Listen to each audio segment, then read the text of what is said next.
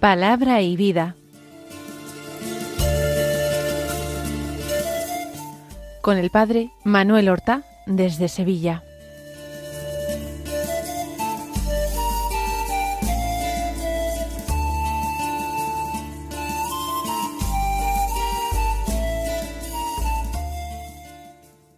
En el nombre del Padre, y del Hijo, y del Espíritu Santo. Amén. Alabados sean Jesús y María. Muy buenos días, queridos amigos, oyentes de Radio María y seguidores del programa Palabra y Vida. Hoy es un viernes, es el día penitencial de la semana, el viernes de la segunda semana del tiempo ordinario, un viernes que es 19 de enero. No olvidamos esta circunstancia que continuadamente recordamos en Palabra y Vida, que es el día penitencial de la semana. Y lo decimos para que desde el principio del día lo recordemos, lo tengamos en cuenta y podamos practicar alguna penitencia, podamos practicar alguna generosa penitencia que nos sirva para ir adquiriendo dominio propio, control de nosotros mismos, para ofrendar al Señor, para sacrificar al Señor algunos bienes que dispongamos desde nuestra propia tranquilidad, nuestro propio gusto, nuestra propia comodidad, lo sacrifiquemos como gesto de amor, como tributo de amor al Señor, para manifestarle de esta manera, con esta privación, con esta renuncia, manifestarle que Él nos importa más que todas las cosas, que su amor es más precioso para nosotros que todos los bienes intramundanos, que Él es realmente nuestro tesoro, que es el lote de nuestra heredad, y que, como dice el salmista, estamos contentos porque nos ha tocado un lote hermoso, porque nos llena de alegría, nos colma de encanto nuestra heredad. Por tanto, es viernes. En la liturgia de la misa del día no hacemos conmemoración de ningún santo en particular. Como ya les he dicho en otras ocasiones, esto no quiere decir que iglesias particulares no celebren hoy sus santos. Por ejemplo, en mi diócesis de Sevilla hoy se celebra la memoria del beato Marcelo Spínola, que fue cardenal arzobispo de Sevilla y antes fue obispo auxiliar de Sevilla y obispo de Coria y obispo de Málaga antes de llegar a la sede hispalense. Un hombre que se ordenó sacerdote con 29 años, antes había ejercido la abogacía, le llamaron el abogado de los pobres, por su generosidad, por su desinterés, por su entrega, por su gran preocupación social. Fue el fundador de una congregación religiosa dedicada a la enseñanza, las Esclavas del Divino Corazón. Fue un hombre que incluso pidió limosna por las calles en Sevilla para socorrer a los damnificados de epidemias, y que murió santamente a comienzos del año 1906, un 19 de enero precisamente. Ven esta fiesta, que puede ser importante en una diócesis, puede ser totalmente desconocida para otra. Aquí está la riqueza de la Iglesia. Todos los días hay santos, aunque en el calendario litúrgico romano para toda la Iglesia española no se celebren cada día santos. Vamos a escuchar el Evangelio que se proclama en la misa. Seguimos con la lectura continuada de San Marcos. Del capítulo 3 leemos los versículos 13 al 19 que dicen así: En aquel tiempo Jesús subió al monte, llamó a los que quiso, y se fueron con él, e instituyó 12 para que estuvieran con él, y para enviarlos a predicar, y que tuvieran autoridad para expulsar a los demonios. Simón, a quien puso el nombre de Pedro, Santiago, el de Zebedeo, y Juan, el hermano de Santiago, a quienes puso el nombre de Boanerges, es decir, los hijos del trueno, Andrés, Felipe, Bartolomé, Mateo, Tomás, Santiago el de Alfeo, Tadeo, Simón el de Caná, y Judas Iscariote, el que lo entregó. Es un evangelio corto y bien conocido, cuyo centro es la institución de los 12, del grupo de los 12. San Marcos narra esto de una forma un poquito impersonal, no da muchos detalles pintorescos, contrariamente a su costumbre. No se trata de algo de lo que él tenga un testimonio de primera mano, un testimonio de alguien que ha visto, que ha presenciado aquel acontecimiento. Dice que tiene lugar en un monte, pero no dice en qué monte. ¿Dónde sería? Pues es en Galilea, eso es seguro, y se trata de las cercanías del lago de Genesaret o mar de Tiberíades. Se trata de alguna elevación del terreno, una pequeña zona montañosa de no mucha altura en las cercanías del lago. Se trata de un terreno no muy complicado, muy escarpado, porque a Jesús también al monte lo siguen muchedumbres, y de entre los que le siguen, él escoge a 12.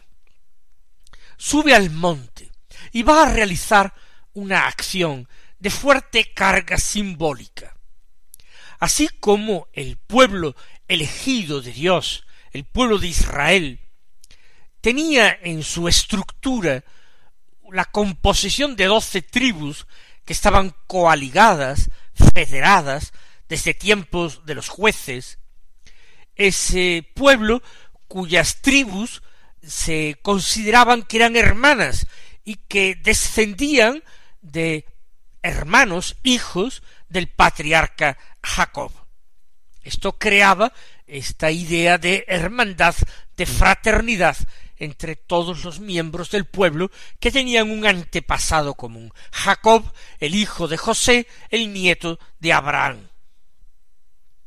Pues bien, el nuevo pueblo de Dios, ese pueblo que habían anunciado los profetas para los tiempos escatológicos, ese tiempo final, ese tiempo en que Dios cumpliría sus promesas de salvación, vería nacer un nuevo pueblo purificado y elegido. Se hace ver la continuidad entre el antiguo pueblo de Dios y el nuevo pueblo de Dios. Todos los miembros, los cabezas de ese nuevo pueblo de Dios son israelitas, miembros del antiguo pueblo de Dios, porque Dios no se ha retractado de sus promesas, porque Dios sigue siendo fiel. Por eso los patriarcas de este nuevo pueblo de Dios son todos miembros del antiguo pueblo de Israel. Y son 12. Se escoge el mismo número de plenitud para poner más de manifiesto las similitudes, establecer un más claro paralelismo. Llamó a los que quiso. En el relato de San Marcos es la voluntad de Jesús la única que tiene parte para formar este grupo reducido y cercano de discípulos. discípulos mucho más comprometidos que aquellos que sólo seguían a Jesús por curiosidad o por interés, como ya decíamos ayer y también en otros días. Llamó a los que quiso, y aunque Marcos no lo diga, sabemos que el Señor ha discernido. San Lucas nos cuenta que el Señor había pasado toda la noche en oración. ¿Y esto qué quiere decir? Que no es solamente su decisión, sino que el Señor quiere conocer la voluntad del Padre para ponerla en práctica, y que en su oración nocturna ha discernido que son esos 12 los que el Padre le entrega a él, al Hijo amado, como compañeros, para que los instruyera, para que fueran sus testigos y enviarlos un día a predicar. Él llamó a los que quiso y se fueron con él. Los apóstoles tienen que cortar inmediatamente todos los vínculos familiares, toda relación con el antiguo trabajo que desempeñaban, con su vieja profesión, porque ahora tienen que emplearse a fondo en una nueva profesión, la de ser pescadores de hombres. Tenían que irse con Jesús y dejar a un lado todo, cualquier vinculación familiar, profesional, social, para entregarse en cuerpo y alma a la causa de Jesucristo, que era la causa del reino, la causa del Evangelio, la causa de Dios. Instituyó a 12 para que estuvieran con él y para enviarlos a predicar. ¿De qué forma tan sencilla, tan breve, pero al mismo tiempo tan precisa? San Marcos nos da una definición del apóstol. El apóstol fundamentalmente tiene esa doble misión que acabamos de escuchar. En primer lugar, estar con Jesús. El Señor necesita compañía, necesita sus ayudantes. En primer lugar, para que fueran sus testigos, para que de todo lo que él decía y hacía hubiera quien diera testimonio de primera mano, fehaciente, auténtico. Pero también los apóstoles van a tener que impregnarse de la doctrina de Jesús, comprenderla mejor que nadie. Ellos, viviendo cerca, tendrán derecho a plantearle preguntas, a pedirle la solución de dificultades que otros discípulos no podían plantear, no podían tener. Pero además ellos tienen que ayudarle, incluso materialmente, en su misión. Tienen que encargarse de esos pequeños oficios materiales, encontrar alojamiento, buscar el sitio para pasar la noche, comprar la comida, disponerla, prepararla, hasta la sala donde el Señor celebrará la última cena e instituirá el sacramento de su amor. La Eucaristía ha sido dispuesta, preparada por el amor de algunos de sus discípulos enviados por el Señor a esta misión de aposentadores. Estuvieran con él, dice Marcos, convertirlos en sus compañeros. Y segunda misión, enviarlos a predicar. Esto no será instantáneo, pero no tardará mucho el Señor en realizar la primera prueba.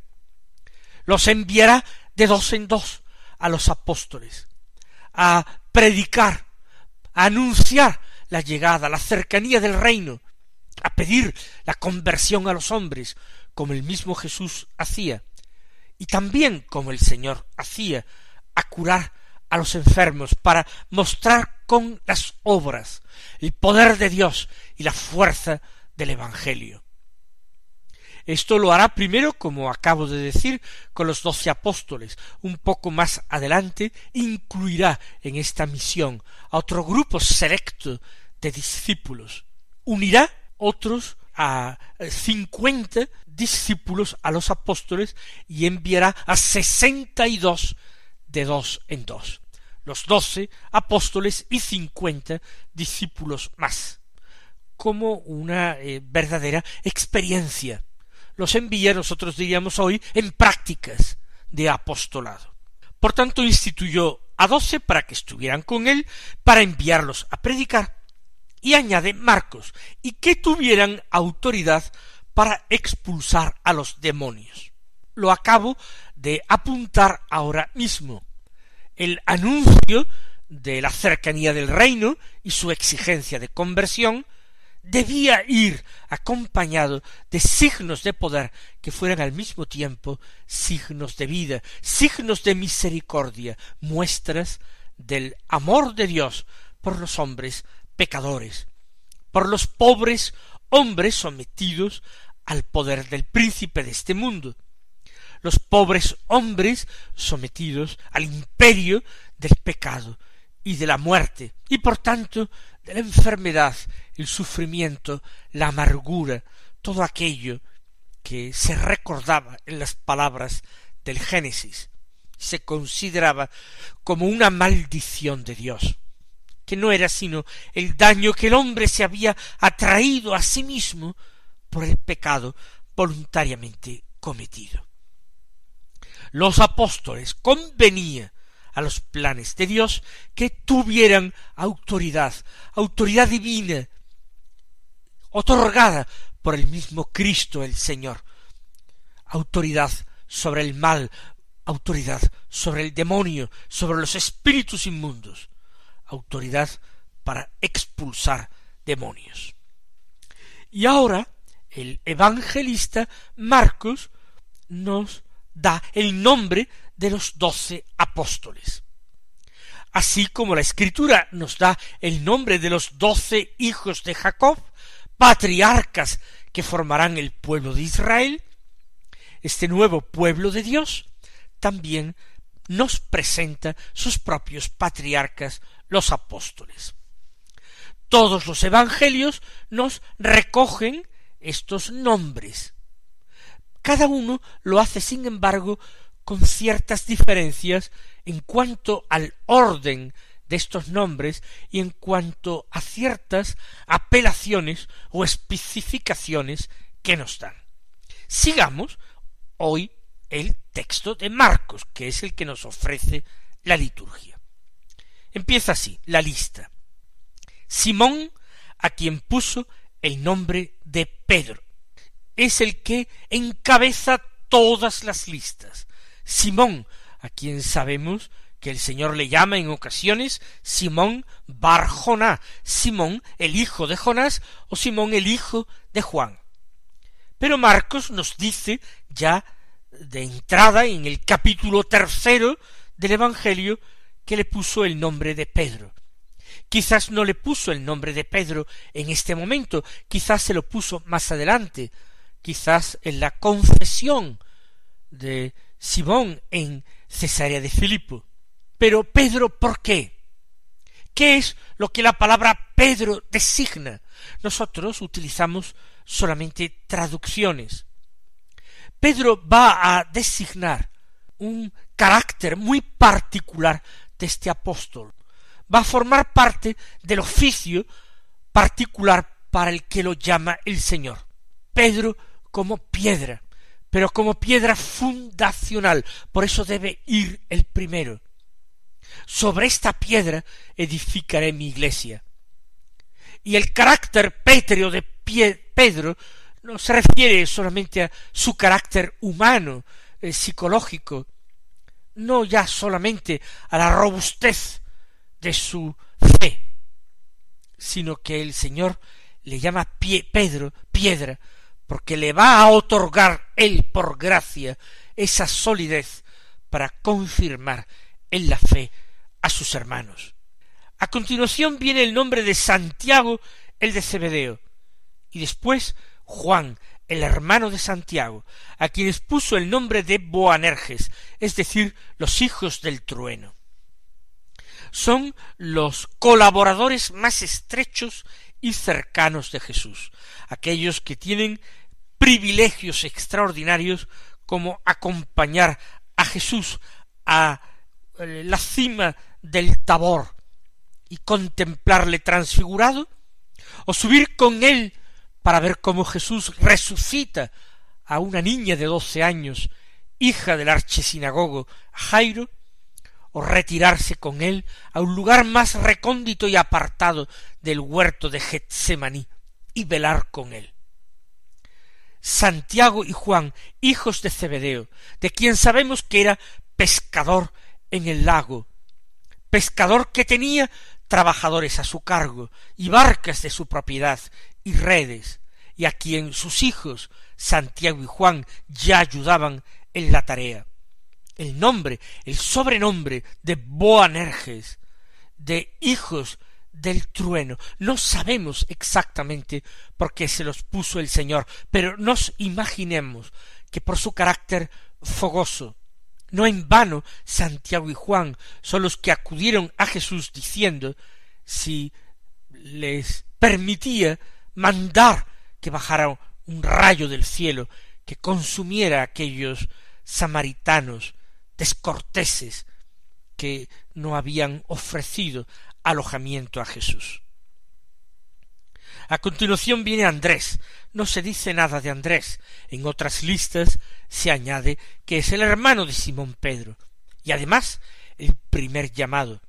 Fíjense su importancia, que en la plegaria eucarística número 1, la llamada canon romano de la misa, después de Pedro, se cita en segundo lugar a Andrés, incluso antes de los hijos del Zebedeo. Felipe, Bartolomé, Mateo, Tomás, 4 nombres que siguen a las 2 parejas de hermanos siempre, con distinto orden, pero siempre estos 4, Felipe, Bartolomé, Mateo y Tomás. Apóstoles importantes, cada uno de ellos tiene alguna historia que contarnos, alguna anécdota. Mateo, además, evangelista. Y después vienen Santiago, el de Alfeo, para distinguirlo del de Zebedeo, Tadeo, a quien Marcos no llama Judas, para que no haya confusión desagradable alguna, Simón el de Caná y Judas Iscariote, el que lo entregó.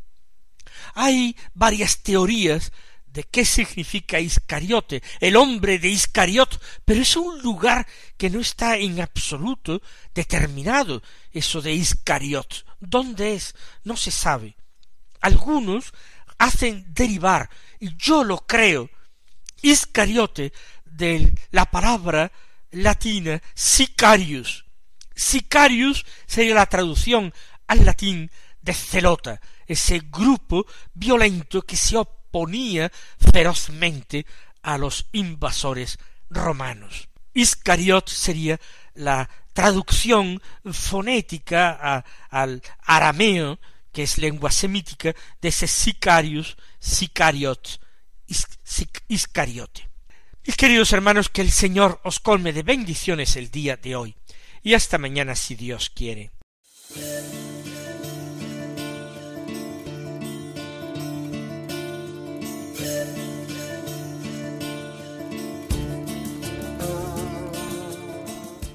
Han escuchado en Radio María Palabra y Vida, un programa que dirige el Padre Manuel Horta.